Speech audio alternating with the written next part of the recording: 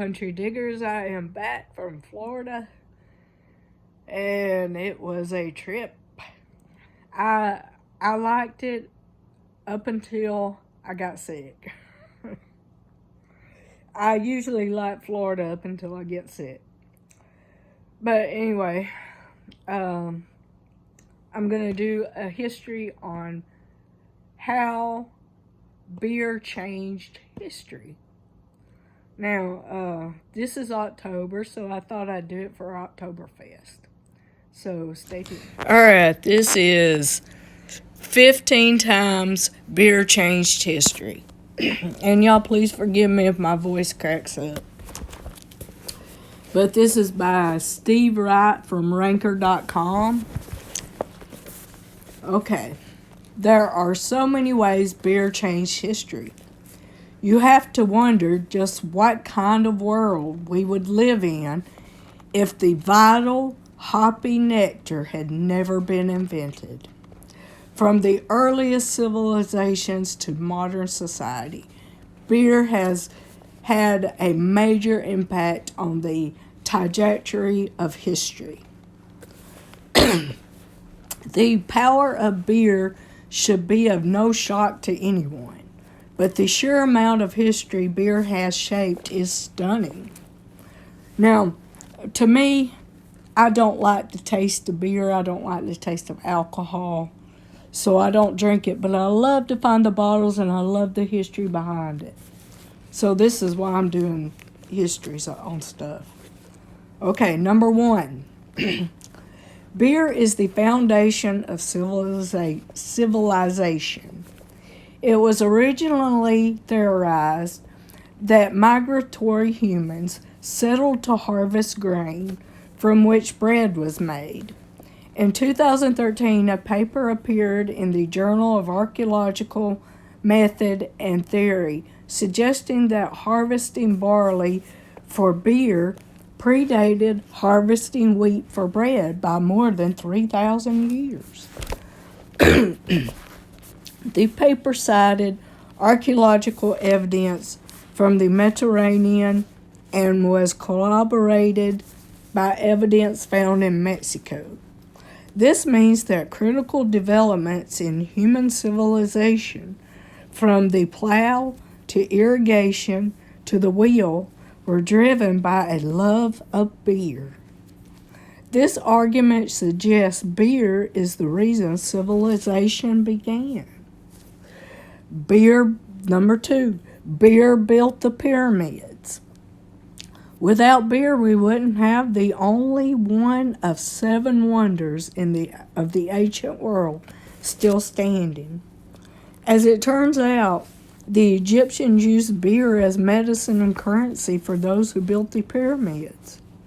Writing in Smithsonian Magazine, Dr. Patrick McGovern explains that beer was of the utmost importance. It was a source of nutrition, refreshment, and reward for all the hard work. It was beer for pay. You would have had a rebellion on your hands if they had run out. The pyramids might not have been built if there hadn't been enough beer. Number 3. In 2300 BC, beer became currency. The Code of Urukragina, I'm going to say Urukragina, whatever that is often cited as the first legal code in history. It dates to 2300 BC, and in it, beer is prescribed as a central unit of payment and penance for civilization. And so, in the very first instance of written law and order in civilization, beer was currency. 4. Drinking beer saved humanity in the Middle Ages. There was a time when drinking beer kept you alive. In the Middle Ages, water sources were full of disease, and drinking contaminated water was sure to bring on giardia, some kind of disease from contaminated water, if not something worse. As the brewing process for beer involved boiling water, then fermentation, the final product was free of bacteria. That is probably why in the 16th century, annual beer consumption in Britain was 530 pints for every man, woman, and child, or 3 times the amount consumed in the 21st century. That's a lot of beer. Number 5. Midwives used beer for labor pains in medieval Europe. Medieval Europe wasn't a particularly fun place. It was dirty, stank, and was full of disease. Childbirth, especially labor pains, were brutal, exacerbated by the squalid conditions and ignorance in which many women lived. Midwives administered beer instead of water to their patients because many water sources were contaminated. These midwives had their own brew, known as groaning ale, which was given to pregnant women when contractions began. Sometimes the baby was washed in 7 or 8 month old ale immediately after birth. This process saved countless lives. Number 6. Poland had a beer war in 1380. The Wrocław Beer War, Wretslav Beer War, was a Cold War raged in the Polish city of Wrocław. Now Wrocław, Wroclaw. Beginning in 1380, the war started because both the city council and the church sought to profit from beer sales. The standoff between the major and the bishop became so intense that when King Valkov the IV, that's IV6, I think, visited the city in 1381, he found the bishop had shut down all religious services. The king's troops proceeded to sack every religious site in the city. Intervention from the Pope was required to get Wrocław back under control. In the wake of the beer war, the city council worried about future threats to the domain, created a restrictive oligarchy. This led in 1418 to open revolt, during which 6 members of the council, including the mayor, were executed by an angry mob. The emperor returned the favor by decapitating 30 leaders of the revolt and boiling, tiring, and impaling their heads on spikes on the city walls. You see what beer makes people do? You see what alcohol makes people do? This is crazy. Number 7. A beer shortage forced the pilgrims ashore early. The pilgrims were initially headed to Virginia to start their lives in the New World. That plan fell apart, however, because the Mayflower was running low on beer. The journey across the Atlantic had taken longer than expected, and Captain Jones, commander of the Mayflower, needed to get ships ashore as quickly as possible to have enough beer to make the return voyage to England. Bear in mind, beer was the main beverage for long sea voyages at the time, as it keeps well while water became brackish. So the Pilgrims landed at Plymouth Rock instead of pushing down the coast because of beer. At Plymouth Rock, they happened upon Squanto, a Native American who had been to England and back and spoke English. Squanto helped the Pilgrims work the land and live alongside the natives. If the Pilgrims had traveled just a little bit further, they may never have met Squanto, who helped them through the first winter. Number 8. The need for beer expanded the colonist population. Early colonists in America were good at a lot of things, but brewing wasn't one of them. At first, colonists relied on shipments of beer from England to get their brew.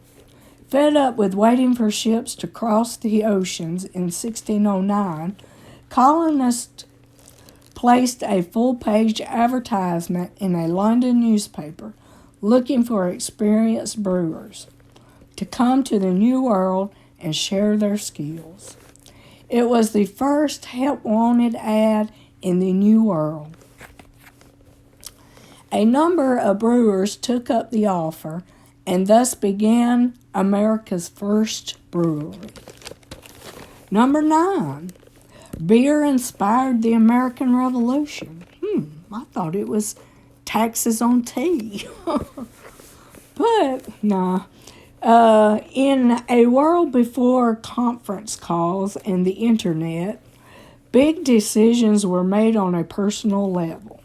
The Sons of Liberty, who planned the Boston Tea Party, did so at the Green Dragon Tavern in Boston's North End. Taverns, a common community gathering place in the 18th century, served Madrid rolls in the lead up to the American Revolution, and the Green Dragon was the main meeting place of the Sons of Liberty. If you've ever been to Boston, you know the Sons were doing more than talking at the Green Dragon. Number 10. A beer flood killed 8 people in London. That's right, people, a beer flood. You talking about global warming now? There was a global beer flood, really. I mean, really. The London beer flood occurred on October 17th, 1814, in the London parish of St. Giles. A massive beer vat at the Meux and Company brewery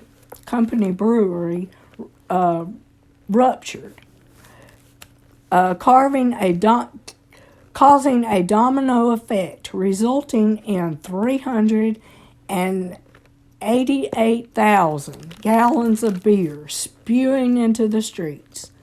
The power of the surge collapsed 2 houses and crumbled the wall of a nearby pub. It also flooded a nearby house hosting a wake. 8 people died in the incident, almost all of them women and children. Now this is what I say. Look how much trouble beer has caused. I mean, alcohol. Look how much trouble alcohol has caused the world. They should do something about this. Okay. Number 11. Beer helped Louis Pasteur develop germ theory. When Louis Pasteur discovered bacteria, he was conducting his experiments on beer. Pasteur was trying to understand why beer sometimes spoiled, and when he came to the conclusion that bacteria was the culprit, he theorized that if it could make beer sick, it could make humans ill too. This revolutionary theory and all the medical and sanitation improvements that came thereafter was the result of the power of beer. Number 12. The Chicago Beer Wars of 1923. Prohibition in America led to some pretty nasty incidents in the 1920s. During the period, crime and the illegal distribution of alcohol completely took over Chicago. Well, look what's took over Chicago now, though. Okay. Al Capone was the most notorious and successful gangster in the city, earning $60 million a year from the sale of illegal alcohol at one point. Wow. Despite Capone's success, he wasn't the only game in town. There were plenty of others trying to get in on the lucrative illegal beer market.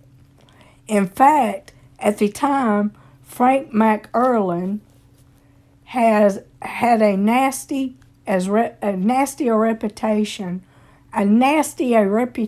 as Capone, and was even more central to the slayings of the beer wars.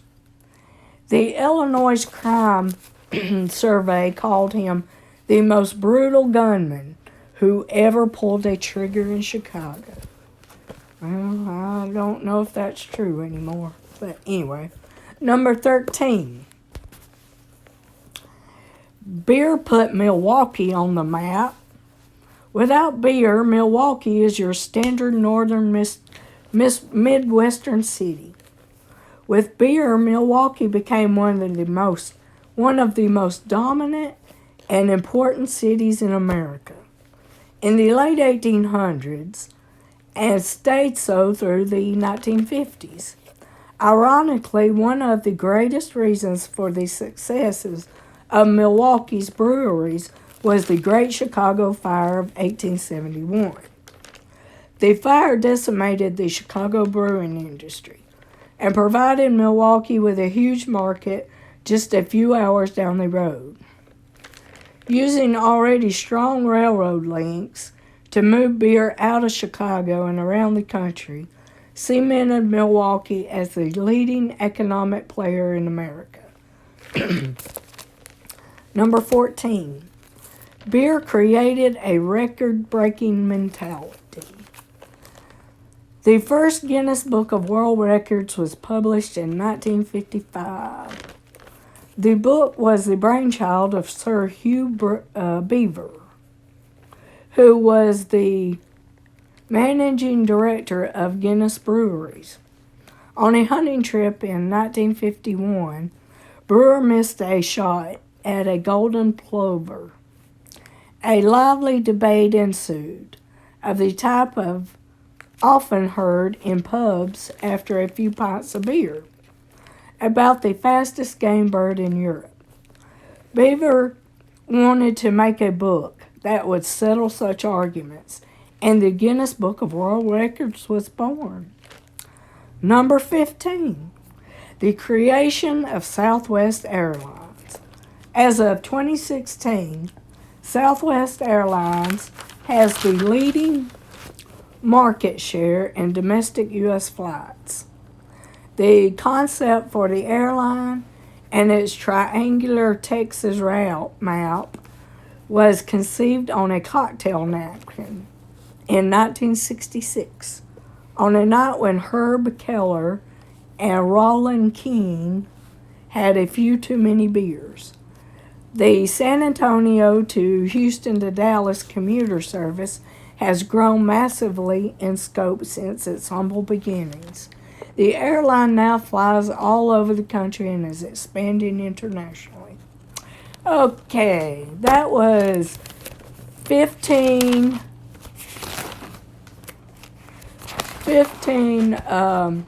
times beer changed history. Hope y'all enjoyed. Have a great week, y'all. See you back later. Bye.